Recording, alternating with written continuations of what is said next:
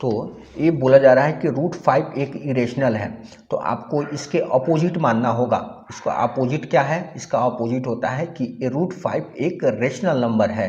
ठीक है, तो यहाँ पे सबसे पहले आप क्या करेंगे, लेट अस यहाँ पे एज्यूम √5 इज, पहले क्या किए, हम इसको रेशनल मान लेते हैं। ठीक है, फिर बाद में क्या करेंगे कि अगर रेशनल गलत साबित अगर हो जाए तो फिर आप इसे इरेशनल घोषित कर देंगे। ओके, तो यहाँ पे जब √5 एक रेशनल नंबर है तो इसको हम लिख सकते हैं कि √5 एक ए बाई बी के फॉर्म की तरह होगा, ट्रीट करेगा। ठीक है, तो ऑब्वियसली न्यूमरेटर और डिनोमिनेटर के फॉर्म में लिखा होगा, तो √5 एक क्या है, ए बाई बी के बराबर है, मतलब कि रेशनल नंबर है।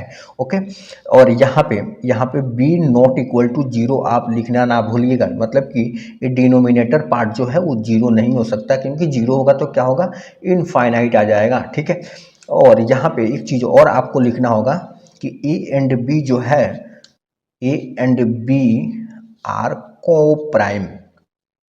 ठीक है, इसी से तो प्रूफ करने हैं। ए एंड बी जो है वो को प्राइम है।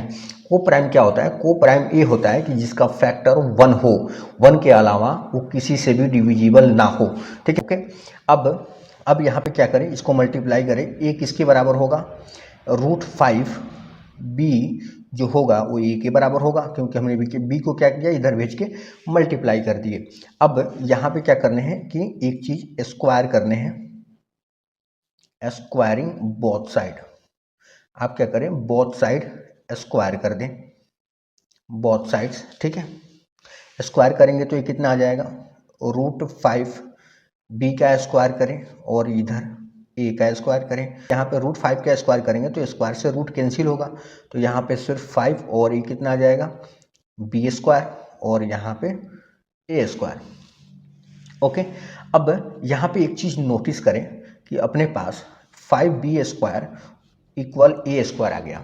मतलब बी स्क्वायर के अगर मैं आपसे पूछूं कि बी स्क्वायर किसके बराबर होगा, यहाँ पे बी स्क्वायर किसके बराबर होगा, तो ए स्क्वायर अपॉन 5 के बराबर होगा। क्लियर है ये चीज़ें? तो यहाँ पे हम क्या लिख सकते हैं, पहला कैलकुलेशन हम क्या निकाल सकते हैं कि ए स्क्वायर इज डिविजिबल बाई क्या, 5। ठीक है, जब ए स्क्वायर डिविजिबल बाई 5 है तो ए भी क्या होगा, ए इज डिविजिबल बाई 5 होगा। ठीक है, ए भी क्या हो जाएगा, एक डिविजिबल हो जाएगा 5 से। ओके, पहला हमने कंक्लूजन निकाला, यहाँ पे बी स्क्वायर ए स्क्वायर अपॉन का 5, तो मतलब कि ए स्क्वायर क्या है, इज डिविजिबल बाई 5, मतलब कि 5 से क्या हो रहा है, डिविजिबल हो रहा है, मतलब कि डिवाइड हो रहा है। ठीक है, तो जब ए स्क्वायर डिवाइड हो रहा है तो ए भी क्या होगा, डिवाइड होगा। ओके, अच्छा, यहाँ पे ए इज डिविजिबल बाई जब 5 है तो हम इसको कुछ इस तरीके से लिख सकते हैं कि ए क्या है 5 एंड सी ले लेते हैं, या फिर डी ले सकते हैं, कुछ भी ले सकते हो। मतलब कि यहाँ पे ए क्या है, एक डिविजिबल बाई 5 है, मतलब कि यहाँ पे अगर सी बराबर आपसे पूछा जाए तो क्या होगा, 5 डिवाइड करेगा ए को, है ना। तो एक यहाँ पे ए क्या है कि एक डिविजिबल बाई 5 था, तो मैंने कुछ इस तरीके से लिख दिया, और यहाँ पे सी को मैंने मेंशन कर दिया कि सी क्या है कि एक इंटीजर है। ठीक है, सी इज एन इंटीजर, सी क्या है, इंटीजर है, मतलब कि सी इज कोई एनी इंटीजर लिख सकते हो, कोई एनी इंटीजर है। ओके, अब इसके बाद आप क्या करें, ए की वैल्यूज को यहाँ पुट करें, तो यहाँ पे 5 बी स्क्वायर, और यहाँ पे ए की जगह पे अगर 5c को रखेंगे तो 5c का क्या हो जाएगा, स्क्वायर होगा, तो यहाँ पे 5b स्क्वायर और यहाँ पे 25c स्क्वायर। ठीक है, इसको कैंसिल करें 5 यहाँ पे, तो बी स्क्वायर किसके बराबर होगा, बी स्क्वायर यहाँ पे 5c स्क्वायर के बराबर होगा। अब यहाँ पे क्या कंक्लूजन निकाल सकते हैं आप, यहाँ पे देखिए सी स्क्वायर किसके बराबर होगा, यहाँ पे अगर मैं आपसे पूछूं कि सी स्क्वायर किसके बराबर होगा, तो बी स्क्वायर में डिवाइड करेगा, है ना, बी स्क्वायर में क्या करेगा, 5 डिवाइड करेगा। ओके, जब 5 यहाँ पे डिवाइड कर रहा है तो इसको हम यहाँ पे कंक्लूजन में क्या लिख सकते हैं कि B square is divisible by 5 लिख सकते हैं। ओके, जब बी स्क्वायर डिविजिबल है 5 से तो बी भी क्या होगा, बी इज ये भी क्या हो जाएगा, ऑल्सो डिविजिबल बाई 5 लिख सकते हैं, है ना, बाई 5।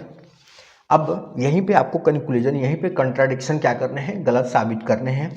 यहाँ पे 1 एंड 2 से, पहला एंड सेकंड से, पहला कंक्लूजन और दूसरा कंक्लूजन से आप क्या निकाल सकते हैं, पहला एंड सेकंड से आप क्या कंक्लूजन निकालेंगे कि यहाँ पे देखिए ए स्क्वायर का डिविजिबल 5 है और यहाँ बी स्क्वायर का भी डिविजिबल क्या है, 5 है।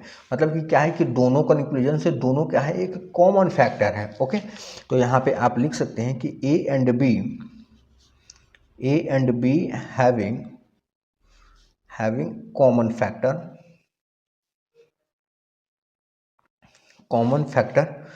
और यहाँ पे इन दोनों का क्या है कि कॉमन फैक्टर 5 है। ओके, लेकिन हमने यहाँ पे ए एंड बी को क्या यहाँ पे बोल रखा था कि एक मान रखा था कि एक को प्राइम है। को प्राइम मतलब क्या कि जिसका फैक्टर 1 के अलावा कोई हो ही नहीं सकता, लेकिन यहाँ तो 1 के अलावा क्या भी आ रहा है, 5 भी आ रहा है। इसका मतलब क्या है कि ये यहाँ पे अपना कंट्राडिक्शन क्या है, वो इनकरेक्ट है। तो इस तरीके से आप क्या लिख सकते हो, यहाँ पे आप लिख सकते हो D contradiction is written as our incorrect assumption। Okay, क्या है कि जो कंट्राडिक्शन था वो क्या है कि एक इनकरेक्ट एजम्पशन की वजह से ये क्या है कि रूट फाइव जो है वो एक रेशनल नंबर नहीं है। ठीक है, जब ये रेशनल नहीं होगा तो ऑटोमेटिक इसे क्या बोला जाएगा, इरेशनल बोला जाएगा, क्योंकि दो ही नंबर्स होते हैं। हमने रियल नंबर्स में दो ही पढ़े कि रेशनल और इरेशनल को आप अगर यूनियन कर दें तो क्या बन जाएगा, रियल नंबर्स बन जाएंगे। तो रूट 5 क्या है, एक इरेशनल नंबर है। यहाँ वीडियो आपको अगर कुछ हेल्पफुल लगा होगा तो वीडियो को लाइक करें, चैनल को सब्सक्राइब करें।